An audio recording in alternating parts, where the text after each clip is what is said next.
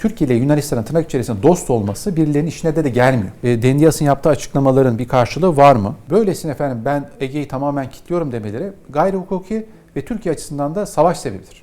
NATO nezdinde böyle bir şeye meydan okumak sizce mantıklı mı? Hocam hoş geldiniz. Hoş buldum Gülsüm Hanım. Yunan Savunma Bakanı Atina'da katıldığı bir etkinlikte direkt Türkiye'yi hedef alan bazı açıklamalar yaptı. Ege'de yüzlerce adaya füze yerleştirmeyi planladıklarını söyledi. Tabii yine Yunanistan bildiğimiz Yunanistanlığını yapıyor. Yani yıllardan beri sürdürdüğü maksimal, provokatif ve kendi iç siyasetlerini konsolide etmek üzere bir Türk düşmanlığı, her zaman bir Türk ve Türkiye düşmanlığı siyasetin tam merkezine koyarak hem dış politikada bir ivme kazanmaya çalışıyor hem de iç siyasette de işte Dendias ve taraftarlarının ve tabii ki Mitsotakis ve taraftarlarının bir şekilde kendilerine olan desteğinin artması veya korunması şeklinde bir durum söz konusu.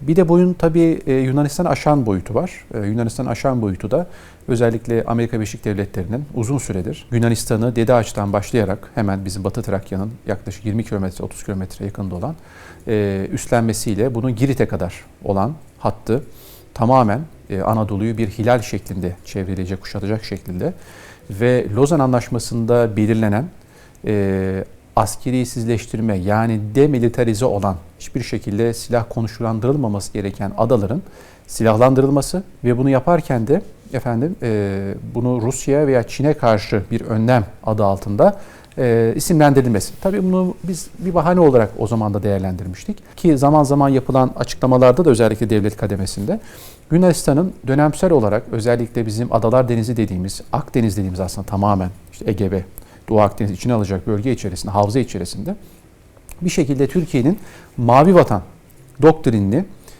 kuşatmak, baskılamak ve belki de nihayetinde de Kıbrıs meselesinde Türkiye'nin elini ve politikasını zayıflatmak üzere bu süreç işletildi.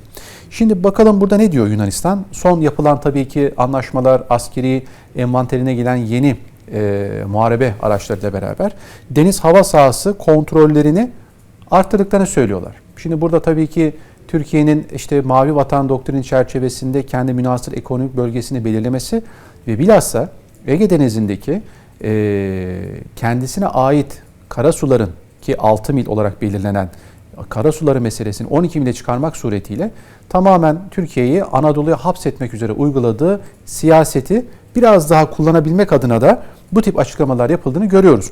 Şimdi mesela Rafael ve Belharra Fırkateyn anlaşmaları Fransa'nın özellikle vermiş olduğu bu önemli savaş gücü sayesinde de artık Ege Denizi'nde ciddi bir askeri güç olduğunu da ilan etmeye çalışıyorlar. Peki bu Ege'yi kilitleme meselesi, Dendias'ın yaptığı açıklamaların bir karşılığı var mı? Ege'yi kilitlemek ne demek? Ege kilitlenebilir mi? Bu son derece biliyorsunuz özellikle gündemde çok önemli bir yer tuttu. Bunu şöyle görmek gerekiyor. Kilitlemek demek şu, Türkiye'nin Ege'deki siyasi manevra sahasını daraltacağız. Tabii onlar yok edeceğiz diyorlar ama daraltacağız ifadesi. Şimdi burada hava sahasında işte radar tahakküm uygulaması, kritik geçiş noktalarında özellikle MEIS hattı, Orta Ege, Dede Ağaç çevresinde deniz gözetleme yoğunluğunun yani radar sistemlerinin gözetlemenin bu bölgede özellikle konuşlandırılması ve bunu yaparken de Fransa ve Amerika'dan alacağı entegre hava savunma ağıyla gerçekleştirebileceklerini düşünüyorlar. Ve bilhassa daha önceleri konuştuğumuz ve Lozan'a aykırı olan biliyorsunuz Amerika Birleşik Devletleri'nin Dede Ağaç'a yaptığı askeri yığınağında kuzeyden baskı oluşturma hedefi. Yani o askeri baskıyla beraber biraz evvel saydığım MEIS, Orta Ege ve Dede Ağaç bölgesinde küçük gözetleme alanları veya ki basit tabir küçük gözetleme kuleleri, sistemleri inşa etmek istiyorlar. Niye şimdi çıktılar diye baktığımız zaman öncelikle Türkiye'nin her zaman ifade ettiğimiz mavi vatandaki etkinlik sahasının ve ağırlığının her geçen dönem artması. Şimdi biz bunu özellikle askeri teknoloji biliyorsunuz en son işte Kızıl Elma değil mi? Dünyada ilk defa havadan havaya insansız bir hava savaş uçağı tam isabetli hedefini vurdu. Şimdi biz aynı şeyi denizde de yapıyoruz. Denizde de biliyorsunuz İDA'larımız yani insansız deniz araçlarımız ve bunların silahlı olan SİDA'larımız. Artık mavi vatanda atacak şekilde, devriye atacak şekilde ve herhangi bir saldırı olduğu nokta veya savunma zamanında bunları kullanacak şekilde artık bu teknolojileri de geliştirdik. Demek ki mavi vatanda biz öyle bir noktaya geldik ki bu anlamda, ticari anlamda da, siyasi anlamda da, askeri anlamda da Yunanistan böyle bir kendince meydan okuma yöntemine başvurmaya çalıştı. Bir de tabii bunu da öyle söylemek, TCG Anadolu biliyorsunuz. TCG Anadolu da bizim göz nurumuz.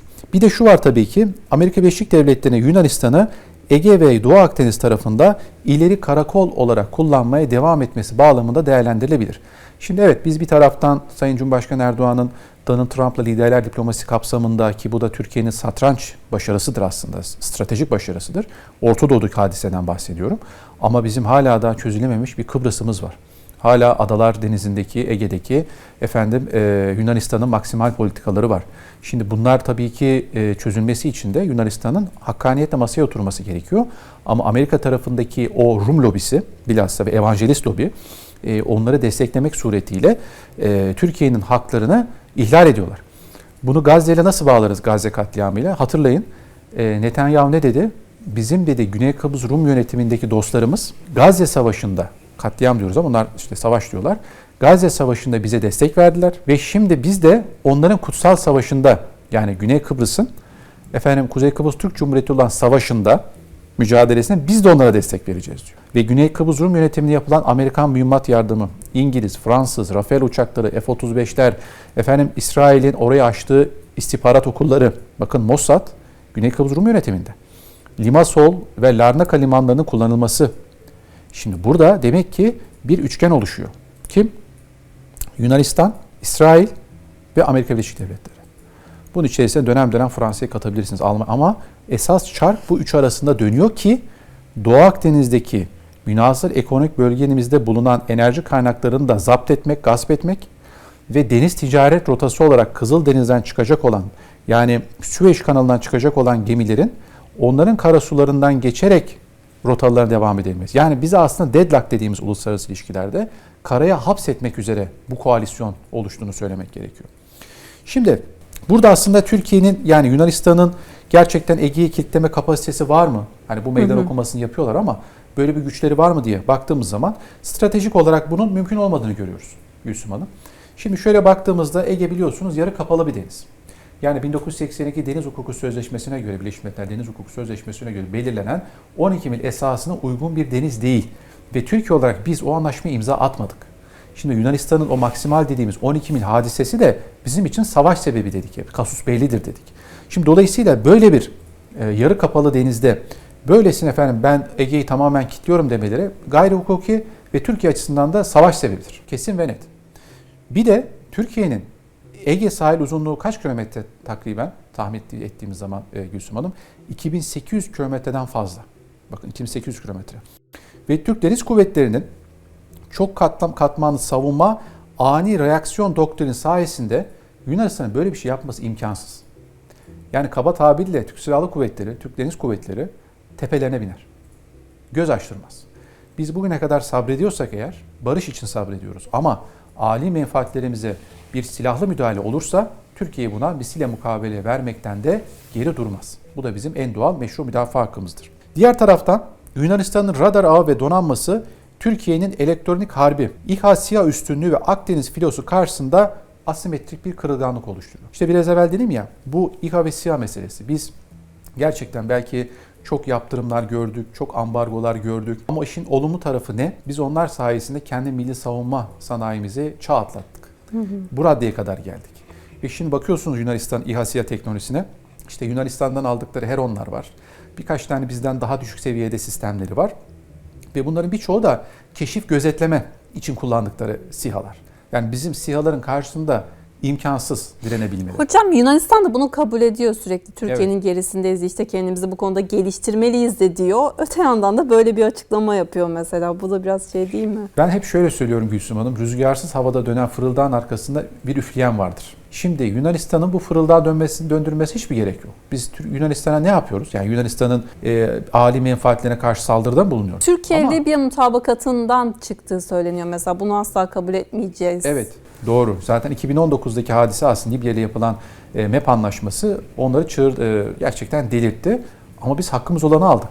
Çünkü onlar, her zaman söylediğim gibi, Yunanistan bir kara devletidir ve Yunanistan devletinin ana karasından MEP sahası ilan edilebilir. Eğer Yunanistan bir takım adalı devleti olsaydı, Endonezya gibi, o zaman kendi adalarının MEP sahası olabilirdi. Olamaz. Onların adalarının ancak karasuları olabilir. Onların MEP sahası olamaz. Şimdi o hesaba göre Bizim işte Sevilla haritasıdır o, biliyorsunuz. Hatırlayın Sevilla haritasını. Gözümüz önüne getirelim. Türkiye'yi İskenderun Körfezi'nin içine kadar mahkum eden, hani tabiri caizse Antalya'dan ayağınızı denize sokamayacak vaziyete getirmektir. Balıkçılık dahi yaptırmazlardı. Bu nedir peki? Üç tarafı denizlerle çevrili bir yarımada devleti olan Türkiye'nin denizlere çıkamaması. Bak bunu kabul edeceğiz. Mümkün değil.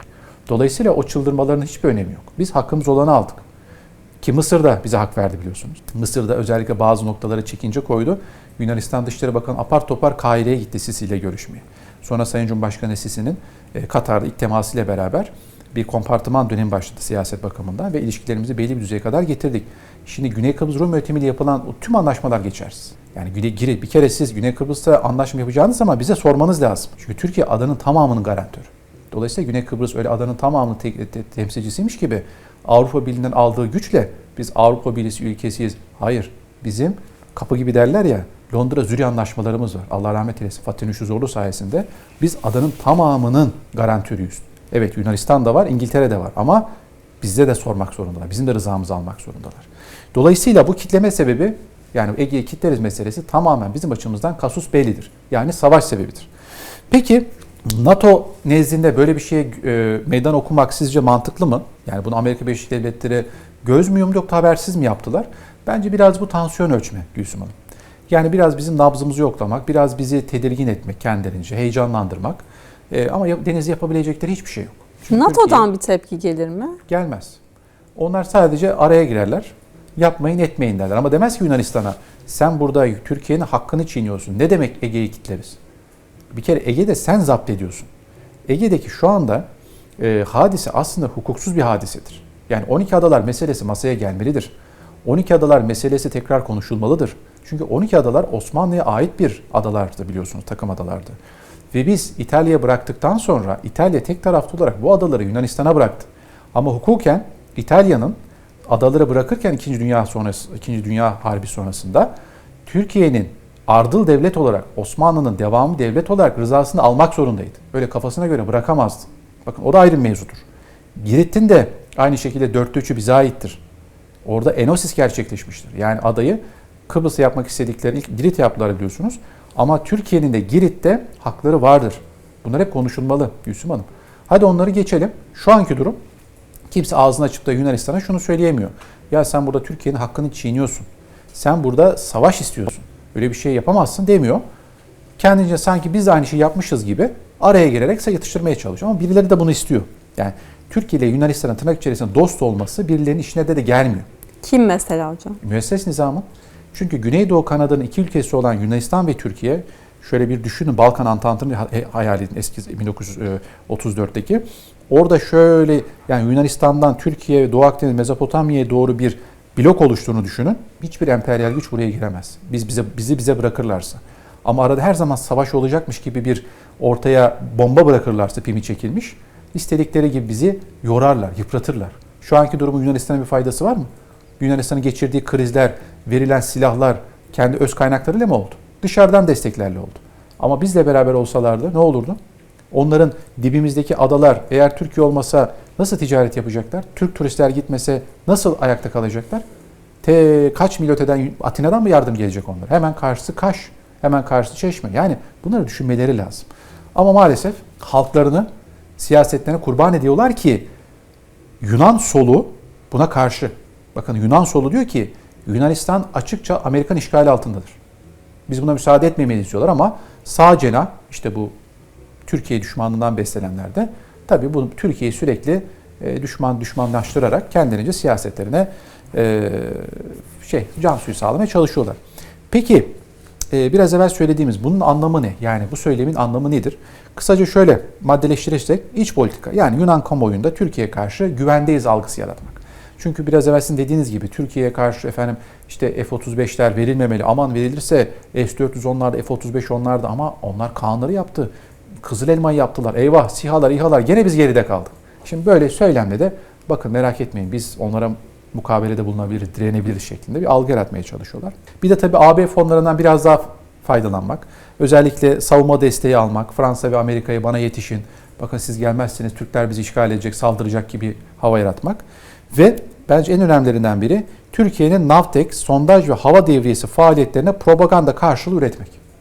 Yani buna bir karşı propagandayla bizim Navtex, sondaj ve hava devriyesi, ki bunda da biliyorsun Abdülhamit Han gemimiz oradaki sondaj ve keşif faaliyetlerine devam ediyordu. Navtex ve zaten hava devriyesi bizim Fırat'ta dediğimiz mesele de deniz sahası kadarında hava sahası da Türkiye'ye aittir biliyorsunuz o anlamda. Dolayısıyla bu son derece bizim açımızdan kritiktir. Şimdi dolayısıyla biz toparlamak gerekirse Türkiye'nin bu anlamda Yunanistan'ın maksimal meydan okuyucu siyasetine karşı elbette bir sabır içerisinde olmaya devam ediyoruz. Ama tekrar edeyim, milli güvenliğimize veya ana karamıza, topraklarımıza ulaşabilecek herhangi bir tehdit ve saldırı durumunda da biz onlara defalarca ifade ettik. Misliyle mukabelede bulunuruz. Ama biz onlara diyoruz ki kimsenin rüzgarına kapılmayın. Kimsenin yelkenini dolduran rüzgar olmayın. Çünkü gerçek olan coğrafyadır ve biz komşuyuz bu anlamda. Orayı biz kaç yüzyıl yönettik coğrafya olarak ve Rumların, Yunanların ne kadar barış içerisinde Müslümanlarla yaşadığı dönem olduğunu hepimiz biliyoruz. Kıbrıs da buna dahildir. Dolayısıyla Amerika Birleşik Devletleri içerisindeki evangelist lobinin veya Avrupa içerisindeki bu lobilerin çok da rüzgarına kapılmamalarını buradan tavsiye ediyoruz. Düşmanlık kaybettirir, dostluk kazandırır.